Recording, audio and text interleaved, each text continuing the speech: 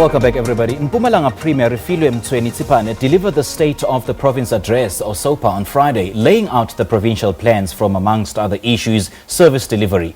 Mtsweni-Tsipane became the acting Premier in February 2018 when President Cyril Ramaphosa appointed David Mabuza as Deputy President, and she was appointed Premier after the May elections. Now, the Mpumalanga Premier Refilwe Mtsweni-Tsipane is with us in studio right now. A very good morning to you, Premier. Thank you so much for joining us. Welcome. Thank you very much, Simpiwe, and very good morning to the listeners at home. First of all, congratulations on your State of the Province address that you delivered on Friday. And you mentioned quite a few things about the policies and strategies that are in place in your office, to deal with some of the challenges facing the province. Do you want to take us through some of those? Definitely. Well, as you know that we've just been from the election recently.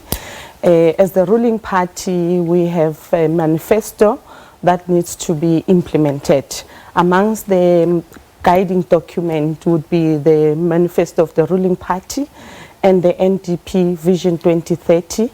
And of course, as the province, we do have the Mpumalanga Vision 2030, which is an implementation framework.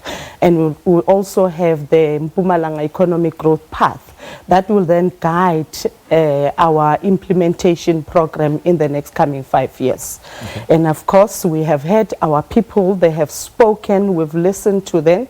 Part of our implementation plan will also encapsulate the issues that were raised during the door-to-door campaign, because as the ANC, we believe that we are leading with the people on the ground. Everything that they say, we take them into consideration. They have to find expression in our implementation plan. Premier, what you're telling me now is not new. Your predecessors have been saying the same thing over the past few years. I mean, the levels of poverty and in Mpumalanga province, well, amongst other provinces, are still alarming. Yet Mpumalanga is the maker of tourism, and it's also leading in the agricultural sector. And you mentioned the Mpumalanga development growth path, and it hasn't seen any fruits. What is it that you're going to do differently compared to your predecessors? Well, when you touch on the issue of the levels of poverty not dropping, now I'm sure you have seen the Statistician General recent statistics that were released. We as Mpumalanga were the only province that has managed to drop the poverty levels within our province. And it's a good thing that is attributed to some extent to the grant relief programs that we have as a province. But over and above that, there are initiatives and programs that we have in place to alleviate poverty within our communities, working with our communities. So we are hoping, and we intended keeping it as far low as possible. We've done quite well in that regard. And of course, well, we do know that as Mpumalanga, we are an agricultural sector, a province that is mainly dealing with agriculture. We have seen a decline insofar as agricultural sector is concerned, but not only agriculture, we've also seen a contraction in the mining activity and also the manufacturing activity. We've taken that into consideration to say that how do we transform and grow our economy given by the current situation. But of course, as government, we will not be able to do that alone. We need our organized labor to work with us. We need business to join hands with us. We need civil organization to join hands with government, so that together all our programs are meant and are channeled towards economic transformation, economic growth within our province. Yeah. For as long as we are not able to address the issue of decent employment, we will not win the triple challenges of inequality, poverty, and unemployment within our communities. Yeah. Part of our priorities is to make sure that we turn around the economic landscape of the province. As you have correctly said, tourism and agriculture is amongst the apex priorities within the province, because we are very rich in natural resources as the province of Mpumalanga, be it in a form of tourism destination, but also in mineral in minerals that we are getting within our province. And unfortunately, we have not seen an increase in that would impact positively towards the livelihood of our people there on the ground. As part of government, yes, we do have the responsibility to make sure that we create an enabling environment for business to thrive, to attract more investors to come into our space and unlock those job opportunities that will empower our people to be more independent, to be more economically active.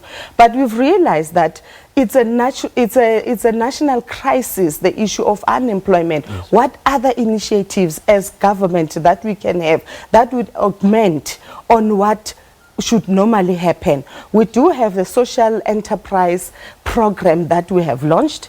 That social enterprise program is linked to our infrastructural projects that we have within the province. We are mainly targeting youth. I want us to discuss those programs in detail in a moment, but you're confidently saying that the National Development Plan, Vision 2030, will work from now on. I mean, we've seen that it is almost a non-starter. It hasn't worked at the national level. So how do you confidently say that, it will yield success, it will yield fruits at the provincial level? Well, it is working, even at national. We use that as a baseline to say, where are we comparatively to the targets that we've set ourselves?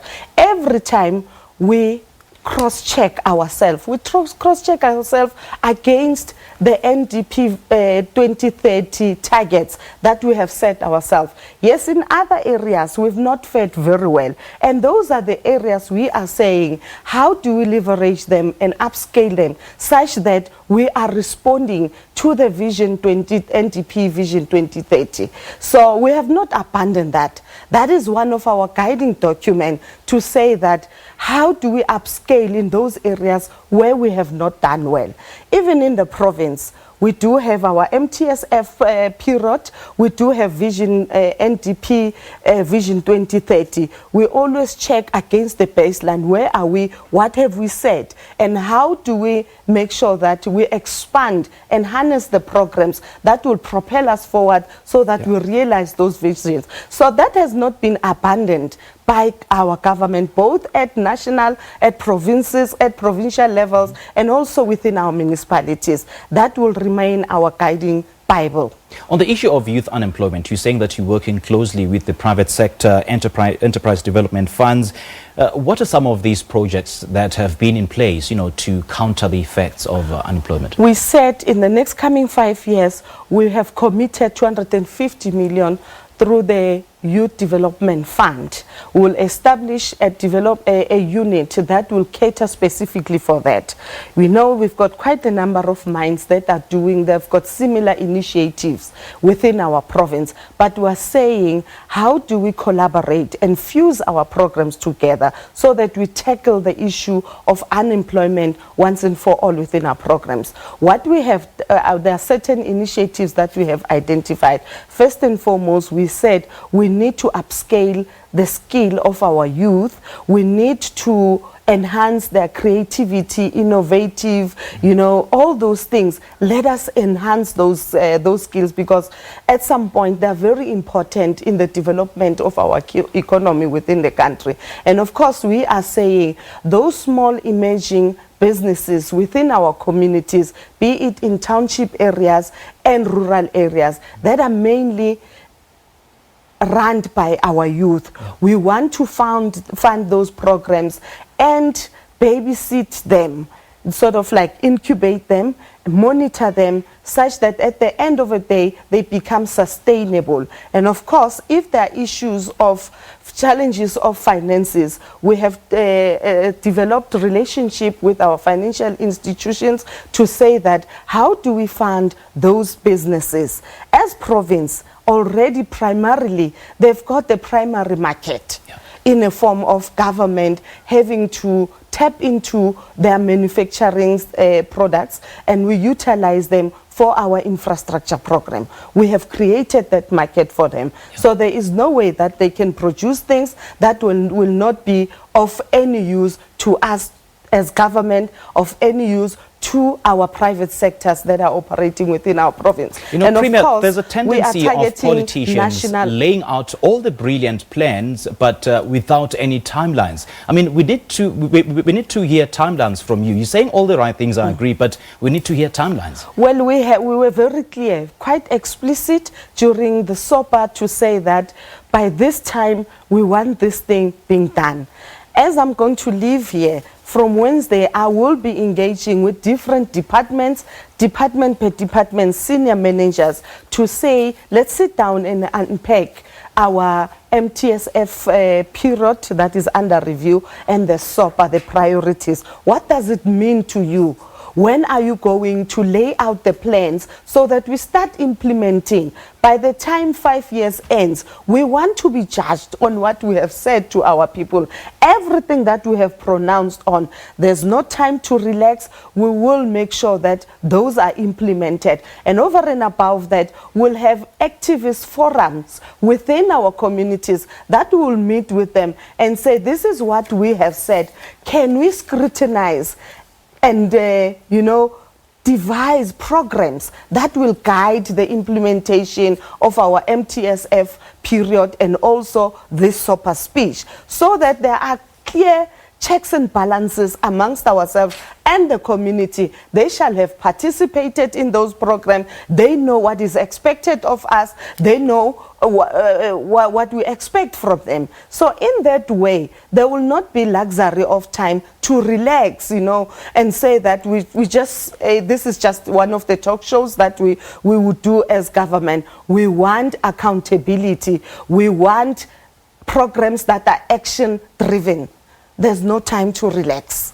So who will oversee the monitoring and evaluation of those programs to judge its, or rather to gauge its successes? We will do that.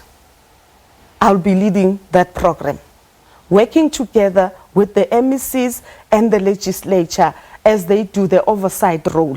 And also we'll make sure that each and every department comes an account, give a detailed account to say what have they done insofar as this program is concerned. And we'll take outreach to our people to go and check what we are getting. Is it the true reflection of what is on the ground? And we'll engage our people. They will tell us the frustrations that they're encountering, and they will say if they're satisfied with what we are bringing forth to them. And if you don't deliver, if you don't meet those targets? Well, if we don't meet those targets, we shall have failed our people.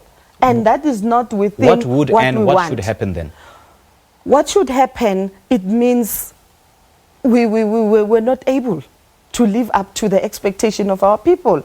And therefore, we must do a ceremonious thing and leave those positions. We failed. Okay. Yes.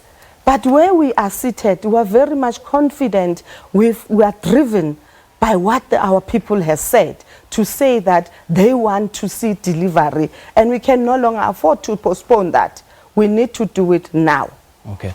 Now we've seen the Northern Cape Premier on his drive of belt tightening, and he's garnered he's garnered praise nationally, saying that he's doing all the right things. And what is it that you'll be doing in the Mpumalanga province to ensure that belt tightening sees the light of day?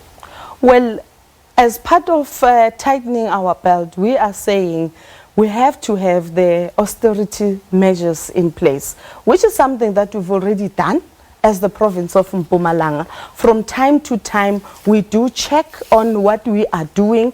To what extent does that impact on our people? We're not into consumption.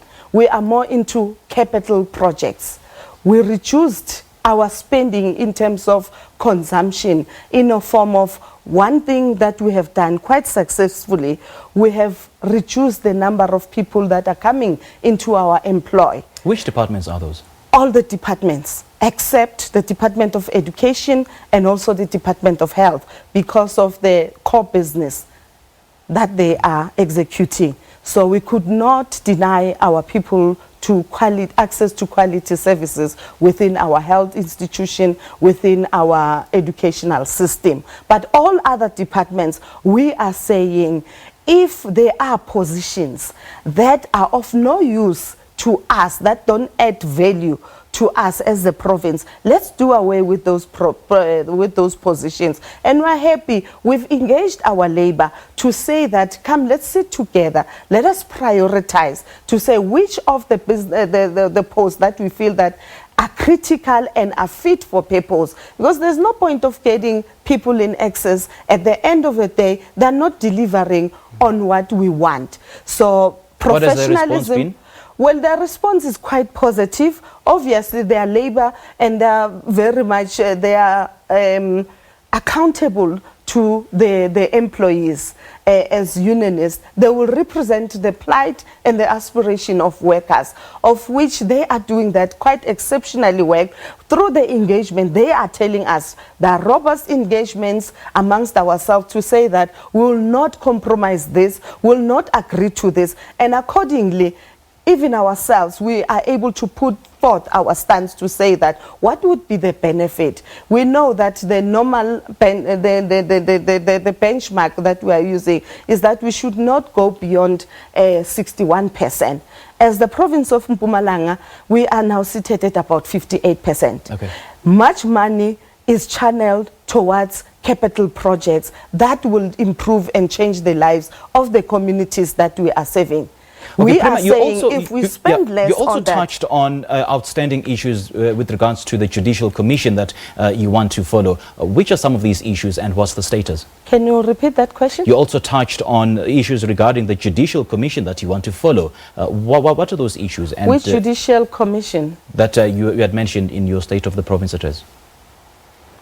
No, we never mentioned any commission on judiciary.